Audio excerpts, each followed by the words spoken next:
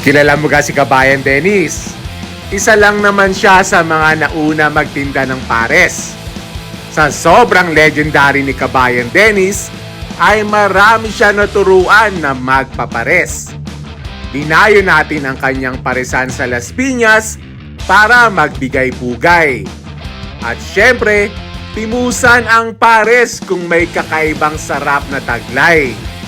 Pero bago yan, kainan na rin natin ang isang underrated na paresan na dinarayo na rin sa Las Piñas. It's a beautiful day for a food trip. Let's go!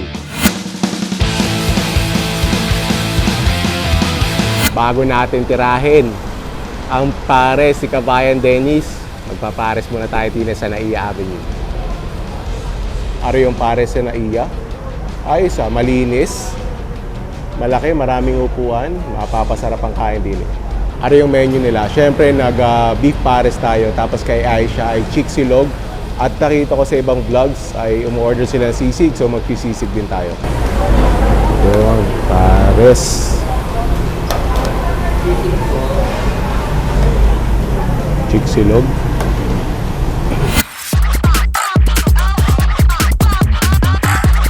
Chick silog looks good. Tapos sa rin beef pares looks even better. Yan ang dami mukhang sulit Tapos mukhang manamis-namis at mukhang malambot naman. We'll find out for sure. Tapos ito yung sisig. Yan, try muna natin yung sisig dahil nagkaroon na ng sisig yung sisig. Hindi ganun karami pero quartz price. Tapos may rice na palang kasama yun. Pwede na. Ito muna try natin. First bite. Thank you, Lord.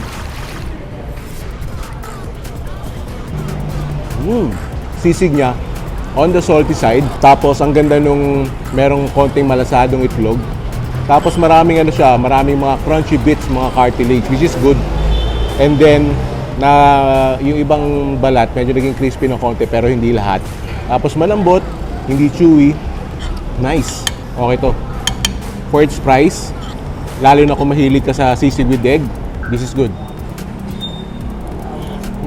Pero are, pinunta natin din Uy.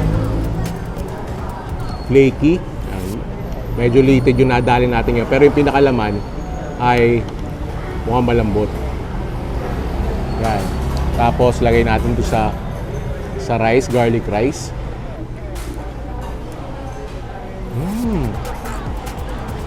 Really sweet. Mas matamis siya dun sa sa Pares Retiro.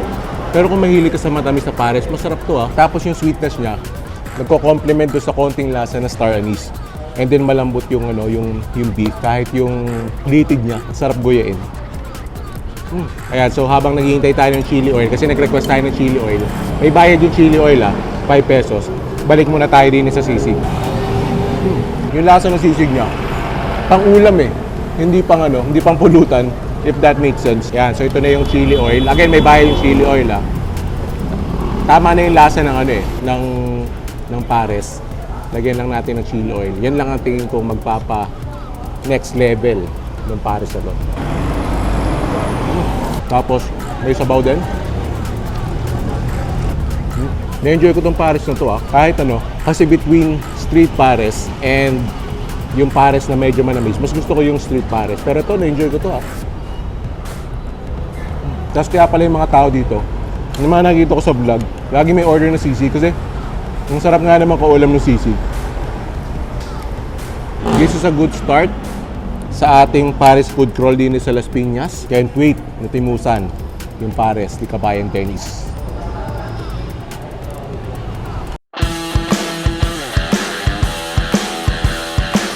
Yan, narinig na tayo sa isa sa mga pioneers sa pagpapares si Kabayan Dennis since 1995. Ang iwe-waste mo, PMMS sa Las Piñas na doon, yung school, tapos unang kanan, kakanan ka, tapos makikita mo na yung pwesto din ni Kabayan Dennis. Sayang lang, wala si Kabayan Dennis, umalis daw, may binili. Tingnan natin, yan, may pata, lamang loob, saka balat, yun na laang.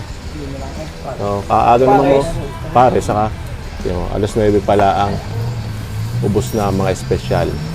Yan, nari ang mga presyuhan nila. Tingnan natin kung saan tayo mapapaibig.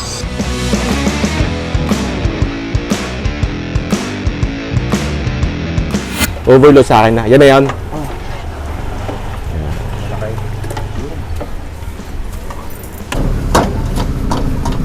Pag umorder ka ng patay, gugupit-gupitin. Kagaling mo gupit ni Idol ah. Yan, para hindi ka na mahirap. Ano, pero talagang tanggal lahat ng balat. Tanggal lahat ng laman eh. Tapos may mami din pala din. Yan na rin ang sa akin. Lamang loob yung nasa plastic ano? Oo, tsaka balat. Balat. Nasa akin.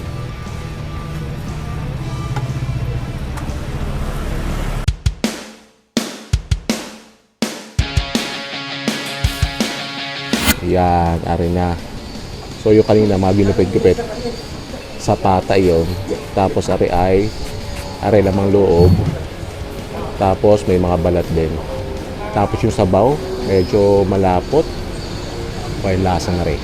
Yan. Titimusan muna natin ng walang sabaw. Halo-halo na. Sabawan na natin. Pero wala muna kahit anong pampalasa. Tapos may taba. First bite. Thank you, Lord. Quality to mga idol. Sabaw. Bali yung lasa niya. Lasang street pares pero merong konting pagkawala stick. Parang medyo nasa in-between. Panalo to. Mas panalo siguro to. At lagi naman mas panalo pag nilalagyan ng... Yung lasa, ayos sa akin yung lasa eh. Hindi ko nalalagyan ng... Siguro lagyan din natin ng konting kalamansi para malagyan natin ng konting patis. Ay, toyo pala rin. Tapos lagyan natin ng dahon ng sibuyas at fried garlic para lang ma-maximize natin yung lasa niya. Tapos hahaluin. Yan. May mga tuwalya pala. Yung lamang loob na nakita akong tuwalya. Yung nalagyan ng chili oil, lalo na. Kaya naman pala, ngayon medyo kukunti yung tao. Pero marami na rin tao ah. Pero yung nakikita ko sa poster sa Facebook, talaga yung tao, sobrang dami. Mga estudyante ng ng PMMS, mga taga-Dini. Quality naman pala talaga lasa na rin. Pares ni Kabayan Dennis. Yan. Are sa pata. Look at that collagen. Tapos balat. Sayang wala na ibang mga special nila kasi yung balat parang sa ano na rin yan eh. Parang yung mga nasa pata na rin. Pero quality naman yung balat. Lambot, melts in your mouth. Tapos yung lamang loob. May mga konting parts sa chewy kasi tulad ng mga tuwalya, chewy naman talaga yan. Pero overall, ang ganda ng pagkakalambot niya. Are, puso ata, are. Yan, puso yata yan eh. So kahit naman pala tatatlo yung special, yung lamang loob pa lang, ang dami ng iba't ibang klaseng laman. Nag-quality yung sabaw ah. Tapos yan, na-absorb na nung mga laman loob yung sabaw. Lagyan natin hot sauce. Bihira akong gawin to eh. Pero pag nakikita ko sa pag may hot sauce sa paresan, G din yan. Yung kanin pala nila, ganda rin pagkakaluto oh. Yung toyo, sakto-sakto lang. Tapos buhag-hag. Tapos kita nyo naman, long grain. So, pag yan, nilagyan mo ng mga balat, lamang loob. Tapos bubuhusan mo ng sabaw. Panalo. Ito nakakatuwa, si Kabayan Dennis. Isa siya sa mga pioneers talaga ng magpapares. Balita ko ay sa Makati siya nagsimula. Tapos naturuan niya kasi dati yung mga sikat na magpapares doon, hindi na lang natin papangalanan, ay sa kanya natuto magpares. Yung iba doon, naging helper niya. Ngayon naman, ay sikat na rin doon. So nabigyan niya ng oportunidad yung magpapares na magkaroon ng negosyo. At syempre nagkaroon tayo ng masasarap na pares.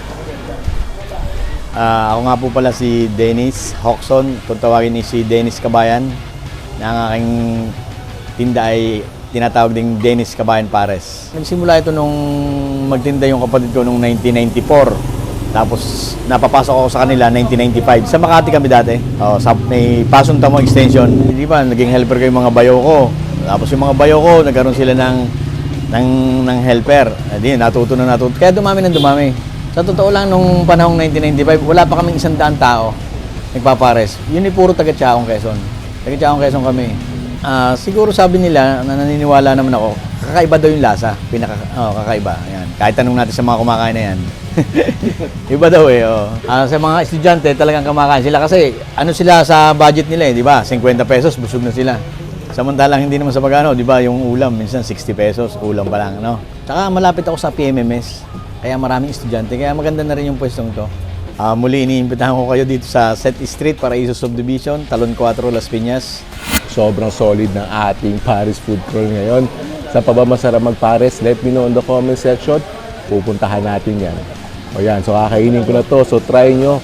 Paris si Kabayan Dennis sa Las Piñas. Kung mahilig ka sa Paris, hindi ka magsisisi, panalo to. That's it for today's vlog. Thank you for joining me. Sana nag-enjoy kayo. And if you did, make sure to click on the subscribe button and notification bell and watch my other vlog right here. Thank you for watching.